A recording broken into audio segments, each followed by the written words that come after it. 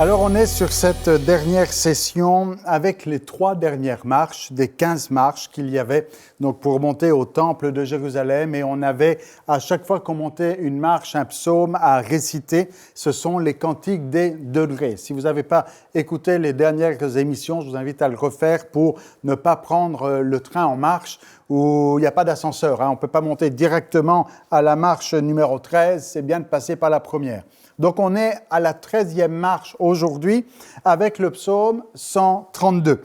Et dans cette 3e marche, on vient rappeler un petit peu les promesses à David. Regardez, psaume 132, verset 1er, cantique des degrés, « Éternel, souviens-toi de David, de toutes ses peines. Il jura à l'Éternel, il fit ce vœu au puissant de Jacob. Tu n'entreras pas dans la tente où j'habite, je ne monterai pas sur le lit où je repose, je ne donnerai ni sommeil à mes yeux, ni assoupissement à mes paupières, jusqu'à ce que j'ai trouvé un lieu pour l'Éternel. On parle ici de la construction du temple, évidemment, une demeure pour le puissant de Jacob. Voici, nous entendîmes parler à Ephrata, nous la trouvâmes dans les champs de Jar. Allons à sa demeure, prosternons-nous devant son marchepied.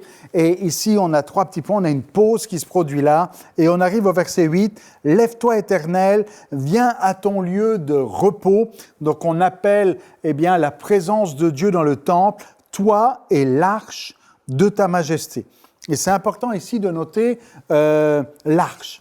L'arche, c'est pas anodin. C'est en fait l'objet qui se trouve dans le lieu très saint. Vous connaissez la structure du temple. Le temple était divisé en 2 sections. À l'intérieur, il y avait donc le lieu saint et le lieu très saint.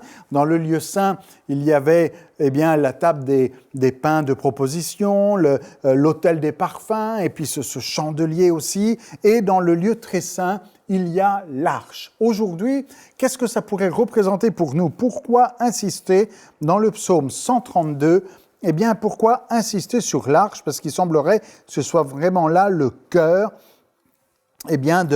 du temple, et c'est le cas. Parce que l'arche, c'est l'alliance. C'est cette première alliance. L'arche, c'est symptomatique, ça représente l'alliance que Dieu a fait avec son peuple. Il y avait dans l'arche les tables de la loi, il y avait dans l'arche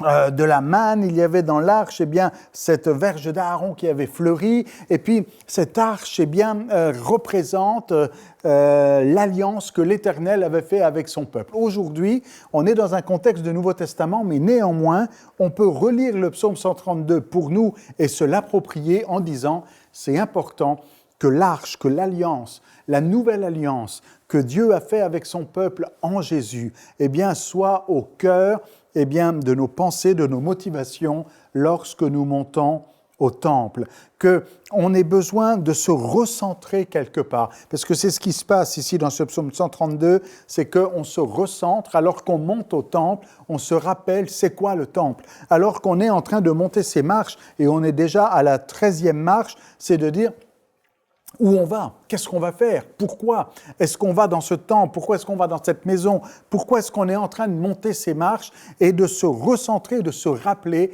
de l'alliance que Dieu avait faite avec son peuple, et d'avoir fait cette promesse qu'il habiterait au milieu de son peuple, et qu'il rencontrerait au-dessus de cette arche, quelque part, c'est le lieu de la rencontre avec le sacrificateur. C'est ce qui se passe au verset 9, « Que tes sacrificateurs soient revêtus de justice et que tes fidèles poussent des cris de joie à cause de David, ton serviteur.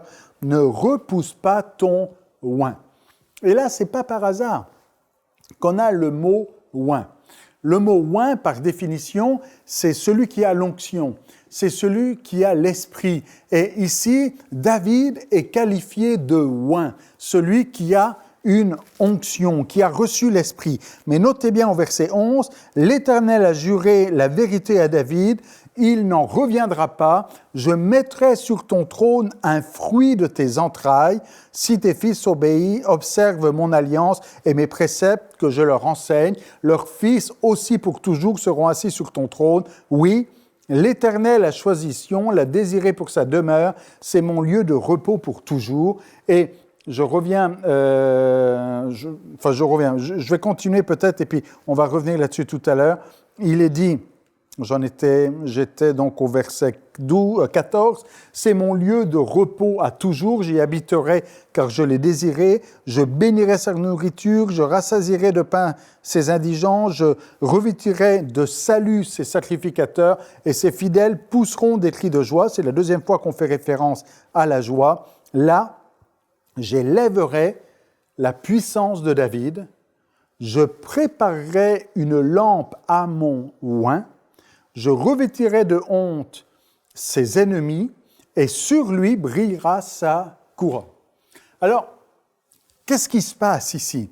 Eh bien, on recentre, on se rappelle c'est quoi le temple, on se rappelle l'importance de l'arche et de l'alliance, mais on commence on a regardé derrière, mais maintenant il y a une projection vers l'avant, vers l'avenir, vers le futur. Ça commence avec ce mot « oint », où David est appelé et qualifié de « oint », qui a une onction, mais il est dit aussi, au verset 17, « Je préparerai une lampe à mon oint ».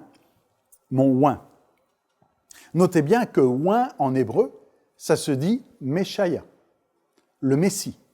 Que « oint » en grec, ça se dit « Christos », le Christ. Quand Jésus dit « L'Esprit du Seigneur est sur moi parce qu'il m'a oint », il est en train de se qualifier lui-même comme étant le Messie promis, le Christ. Et ici, alors on est évidemment, lorsqu'on récite ce psaume avant la venue de Jésus, bien avant, mais il y a cette anticipation, on se rappelle la promesse que Dieu a faite à son serviteur David, qu'il y aurait une lampe, qu'il y aurait une succession, qu'il y aurait un fils de David, c'est un terme messianique que l'on a attribué à Jésus dans le Nouveau Testament, dans les évangiles. Jésus, fils de David, c'est-à-dire de la postérité de David, un roi davidique, un messie davidique, et bien que Jésus serait ce oint, et bien que l'Éternel a promis, et qu'il viendra apporter salut, et puis amener gloire à Jérusalem.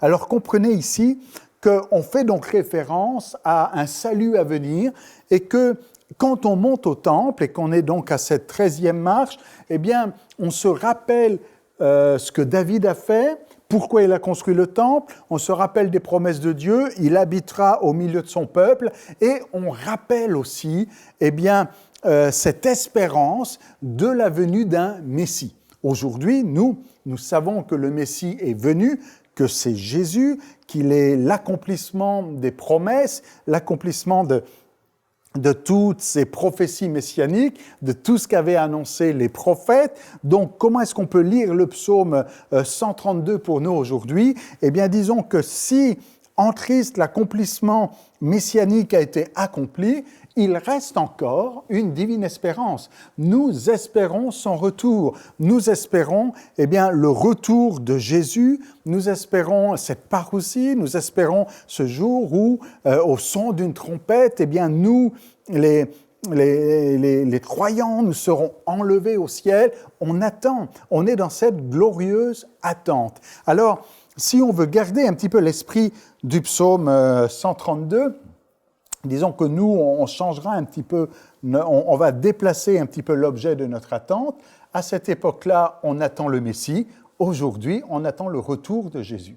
Et de la même manière qu'à cette époque-là, on se rappelle de ce que David a fait et des promesses de Dieu, aujourd'hui, on peut se rappeler de ce que Jésus a accompli et de sa promesse. Si, avec David, dans le psaume 132, on se rappelle que Dieu avait dit qu'il habiterait au milieu de son peuple, nous, aujourd'hui, on se rappelle que Jésus a dit qu'il serait avec nous tous les jours jusqu'à la fin du monde. Alors, ici, avec ce psaume, nous pouvons, alors qu'on est à la 13e marche et qu'on arrive donc près du but, si on peut dire les choses ainsi, nous souvenir de ce qui a été accompli, mais nous souvenir encore qu'il y a quelque chose qui s'en vient.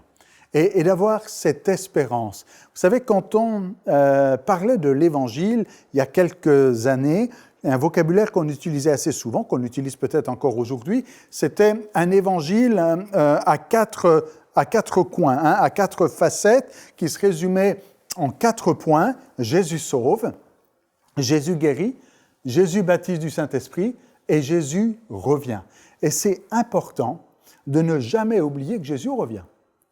Quand est-ce la dernière fois que vous avez entendu parler du retour de Jésus, que l'on a prêché sur le retour de Jésus, que vous avez parlé vous-même du retour de Jésus à un de vos amis, à quelqu'un qui est autour de vous, et de s'encourager mutuellement à se dire « mais j'ai hâte qu'il revienne, je sais qu'il va revenir, et je suis dans cette glorieuse attente ». Ici, c'est la mentalité qu'il y a dans ce psaume 132 en disant « on sait qu'un Messie a été promis, il sera de la descendance de David, il a une onction sur lui, Dieu prépare une lampe pour son oint et nous attendons l'accomplissement de ses promesses et quand on vient dans la présence de Dieu, on se souvient de ces choses. » Alors aujourd'hui encore, souvenons-nous de cette attente glorieuse que nous avons et avec le Saint-Esprit, qu'on puisse dire l'Esprit et l'épouse disent « viens ».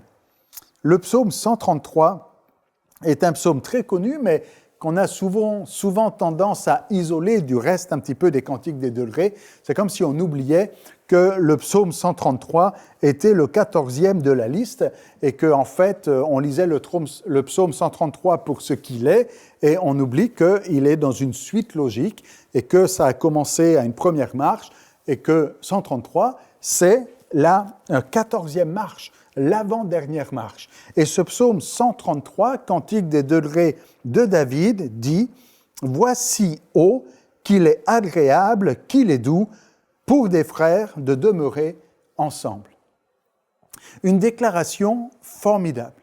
Et notez bien que cette déclaration se fait à la 14e marche, où on arrive là près du but, de l'arrivée, le temple est proche ici, et il y a cette joie. S'il avait été dit auparavant « je suis dans la joie quand on me dit « allons à la maison de l'Éternel », ici il y a cette satisfaction de dire « il est agréable, il est bon, il est matov, il est bon, il est doux pour des frères de demeurer ensemble ».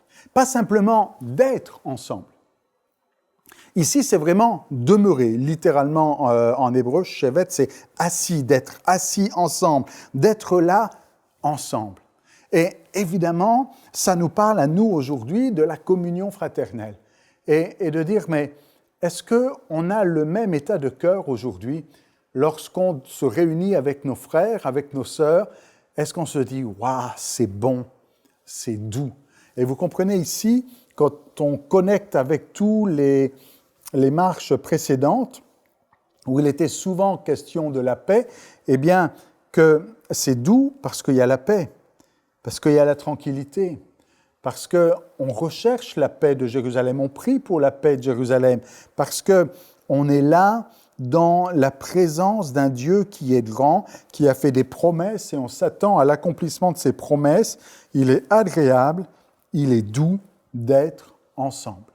D'être ensemble au bénéfice de la grâce de Dieu, d'être ensemble dans sa présence. Et ce serait une anomalie que d'avoir peur de se retrouver avec des frères et des sœurs, que d'avoir peur de se retrouver en présence de nos frères. Ça devrait être au contraire une aspiration, une joie. Jésus dit, je ramène ça au Nouveau Testament, Jésus dit que là où 2 ou 3 sont rassemblés en son nom, il est au milieu d'eux. Et rien que pour ça, il devrait y avoir ce cri dans notre cœur, il y a de la joie, c'est agréable, c'est doux d'être avec mes frères, d'être avec mes sœurs, parce que Jésus est là, parce que sa présence est là. Dans l'Ancien Testament ici, il n'est pas référence évidemment à cette promesse de Jésus, mais néanmoins il y a cette promesse de Dieu qu'il habiterait au milieu de son peuple, et ça amène un moment agréable et de douceur. Et regardez le verset 2, et on a trop souvent tendance à l'isoler, mais quand on connecte le psaume 133 au psaume 132, eh bien, ça amène un nouvel éclairage, puisqu'il est dit « C'est comme l'huile précieuse qui, répandue sur la tête, descend sur la barbe d'Aaron qui descend sur le bord de ses vêtements. » L'huile précieuse qui descend sur la tête, qui est répandue sur la tête, et qui descend sur la barbe. Cette huile précieuse, eh bien, c'est une huile d'onction. Et justement, dans le psaume 133, il était question d'onction. David était présenté comme oint, et il y avait l'attente, il prépare pour son oint, et on comprend que c'est Jésus, ce Messie qui est oint. Et ici, dans le psaume 133, on fait référence à Aaron. C'est qui Aaron ? C'est celui qui est donc de la lignée de la sacrificature, donc c'est-à-dire des serviteurs dans le temple, et de dire qu'il y a une onction qui sera sur eux. Nous, en ce qui nous concerne dans le Nouveau Testament, nous avons une promesse qui est comme élargie, puisque l'apôtre Pierre va dire le jour de la Pentecôte, que l'Esprit est destiné à tous ceux qui croiraient, à tous ceux qui croient. Et de la même manière, aujourd'hui, Jésus est celui qui est oint, il est celui qui a l'onction, il est celui qui a l'Esprit, et celui qui donne l'Esprit à celui qui a soif et qui veut le recevoir. Et dans quel contexte ça se situe ? Ça se situe dans le contexte de sa présence, alors qu'on est en paix, les uns avec les autres évidemment, qu'on est dans un moment agréable et doux, parce que là est la présence de Jésus, et que sa présence signifie une onction particulière, une grâce particulière, et que si dans l'Ancien Testament, c'était comme réservé aux sacrificateurs, à la sacrificature de la lignée d'Aaron. Dans le Nouveau Testament, cette onction, c'est pour tous. C'est pour tous ceux qui croient, et elle est pour toi aujourd'hui encore. Et c'est important que quand on vient dans sa présence, on puisse dire « il est doux, il est bon pour des frères d'être ensemble ». Parce que là, il y a une onction particulière qui descend, qui coule sur la tête, qui descend sur la barbe d'Aaron, et qui descend le bord de ses vêtements. Et il est dit au verset 3, c'est comme la rosée de l'Hermon. Évidemment, c'est une montagne ici qui est en Israël, mais comprenez qu'on est dans des pays chauds ici, des pays très chauds, et que la rosée, c'est quelque chose qui amène de la fraîcheur, qui déçoive, qui désaltère. C'est comme cette rosée de l'Hermon qui descend sur les montagnes de Sion. C'est là que l'Éternel envoie la bénédiction, la vie pour l'éternité. Évidemment, le premier sens du texte, la bénédiction, la vie pour l'éternité, c'est Jésus. L'Éternel envoie cette bénédiction en Christ, il envoie la vie, il donne la vie en Christ. Mais pour nous maintenant qui faisons une lecture chrétienne de ce texte de l'Ancien Testament, pouvons dire que quand on est dans sa présence et quand on laisse l'Esprit de Dieu venir nous oindre, nous saisir, nous rafraîchir comme cette rosée de l'Hermon, il y a vraiment un temps béni. C'est là. Et notez le là ici, c'est très locatif, c'est un lieu, c'est là, c'est à cet endroit, c'est dans cette circonstance. Quand il y a des frères qui se réunissent d'une manière agréable et douce, c'est là que l'Éternel envoie la bénédiction. La bénédiction. Et pas ici une bénédiction matérielle. C'est pas ici un peu de bonheur, un peu de bien, bénir tes finances, bénir la santé, bénir ton couple. On a vu ce genre de protection et de bénédiction dans les marches d'avant, mais ici on est rendu à une étape supérieure, on est comme à un niveau supérieur où il s'agit d'une bénédiction éternelle, la vie pour l'éternité. Il s'agit d'une félicité, d'une grâce, et de dire, mais Seigneur, au travers de ton esprit, on peut goûter, anticiper au trésor du ciel. C'est comme les arts de l'esprit, vous savez, qui permettent d'anticiper ce qui est au ciel. L'apôtre Paul dira dans 1 Corinthiens 13 qu'il y a 3 choses qui subsistent, la foi, l'espérance et l'amour, et que la plus grande des 3, c'est l'amour. Et on peut se poser la question en disant, mais pourquoi ? Pourquoi l'amour semble surpasser la foi et l'espérance. La foi, c'est important, l'espérance aussi. Mais l'amour surpasse, pourquoi? Parce qu'au ciel, il n'y aura plus besoin de foi. Au ciel, il n'y aura plus besoin d'espérance. Il n'y aura plus besoin d'espérer au ciel. Et il n'y aura plus besoin de foi parce que tout sera là, effectif, palpable. Et on sera dans ce mode où on pourra vivre cette relation avec Dieu. Mais l'amour sera toujours là. Et l'amour que l'on peut expérimenter maintenant pour Dieu, l'amour que l'on peut avoir pour lui, l'amour que l'on a envers lui, ce n'est pas quelque chose qui va cesser, mais c'est quelque chose qui se développe encore et qui va perdurer jusque dans l'éternité. Et donc, cette bénédiction de la communion fraternelle, cette bénédiction dans la présence des frères et des sœurs, comme cette rosée, comme cette huile qui descend, ce n'est pas quelque chose de temporaire, c'est quelque chose d'éternel. Et quand on y réfléchit bien, ça devrait nous donner une plus grande conscience et une plus grande valeur à la communion fraternelle. Quand nous nous réunissons avec nos frères et nos sœurs, nous construisons des moments éternels. Ce n'est pas des choses qui passeront. La communion fraternelle ne passera pas. L'amour que l'on a les uns pour les autres ne passera pas. L'amour que l'on a pour Dieu, pour lui, pour cet amour que nous manifestons, que nous lui manifestons, est quelque chose qui dure éternellement. Et on arrive au psaume 134, qui est la dernière des 15 marches. Et en toute logique, et on la comprend ici assez facilement, la 15e des marches est un cantique de louange qui appelle à la louange. On est monté, on est arrivé donc en haut des marches, c'est pas pour redescendre, c'est pas pour vaquer à toutes sortes d'occupations, mais si on a monté ces marches, c'est bien pour être dans la présence de Dieu, et être dans sa présence, c'est pour l'acclamer, le louer, le servir, l'adorer. Et c'est ce qu'il est dit dans le psaume 134, verset 1er, cantique des degrés. « Voici, bénissez l'Éternel, vous tous, serviteurs de l'Éternel. » Et c'est un appel à bénir l'Éternel en étant qualifié de serviteur. Quelque chose qu'on avait déjà vu dès le psaume 121, 122, 123, 124, dès le psaume 124, et quelque chose on a été qualifié comme serviteur, et on est là maintenant en disant, si tu es serviteur, si tu es venu, c'est pour une raison. N'oublie pas ta raison d'être. Et en ce qui nous concerne aujourd'hui en tant que chrétiens, n'oublions jamais notre raison d'être. Et lorsque vous vous approchez de Dieu, n'oubliez jamais pourquoi. Pourquoi vous venez devant Dieu? Est-ce que vous venez devant Dieu juste pour dire « Seigneur, j'ai besoin de ça, j'ai besoin de ceci, j'ai besoin de cela », pour venir avec une longue liste de choses dont vous auriez besoin?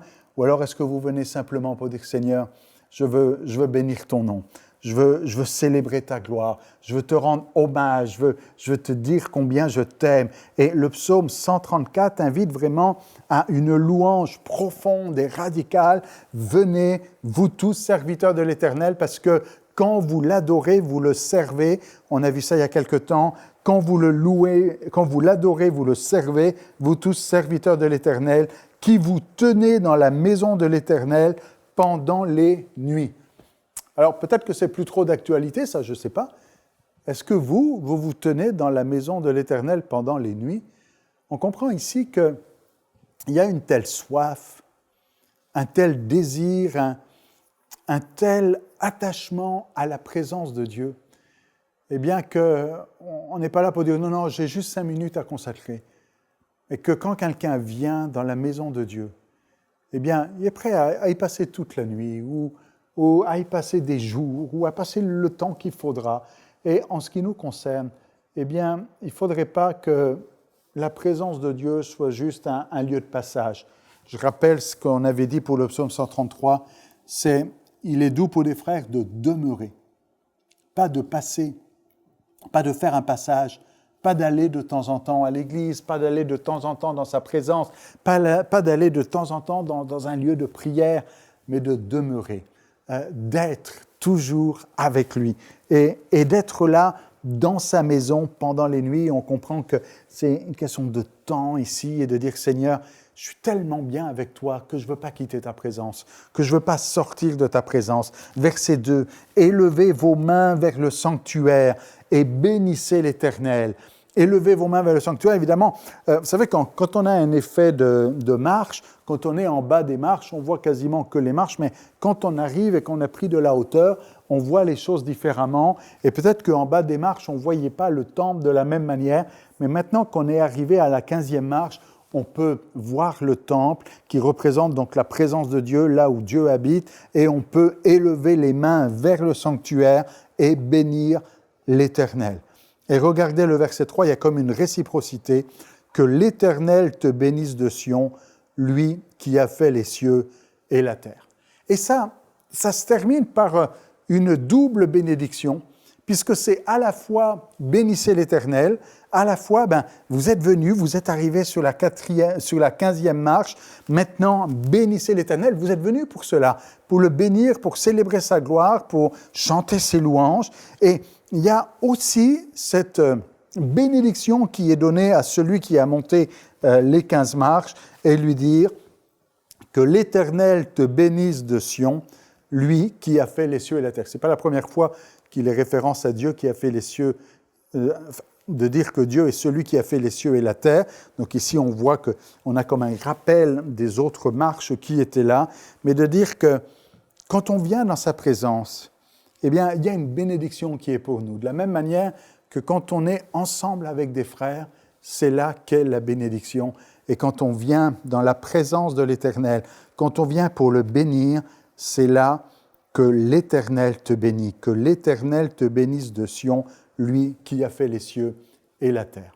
Alors, voilà ce qu'on peut voir. Évidemment, on est allé un peu vite ici sur chacun des psaumes, mais je vous invite peut-être à reprendre ces 15 psaumes, à les méditer. Vous savez, les méditer, c'est les lire tranquillement, les repasser sur votre cœur et avec prière demander « Seigneur, parle-moi, montre-moi. Est-ce qu'il y a quelque chose là que tu veux me dire au travers de ce psaume ?» Et je veux aussi m'imaginer être sur la première marche et puis monter à la deuxième et monter à la troisième et réaliser que si je monte ces marches, c'est parce qu'il y a un but ultime et ce but ultime, eh bien, c'est de bénir ton nom. Et pouvoir dire, que notre vie, que ta vie, que ma vie puisse bénir l'Éternel, le bénir sans cesse, en élevant nos mains vers le sanctuaire et de réaliser que c'est quand on se tourne vers lui qu'on est rayonnant de joie, que quand on se tourne vers lui, quand on le bénit et quand on cherche sa face, eh bien qu'il y a une bénédiction qui nous est accordée comme en retour. Et c'est ce que nous vous souhaitons à chacun d'entre vous aujourd'hui encore, que l'Éternel te bénisse, lui qui a fait les cieux et la terre. Cette émission est rendue possible grâce au précieux soutien des partenaires d'Enseigne-moi Canal International. Retrouvez tous nos programmes sur emcitv.com.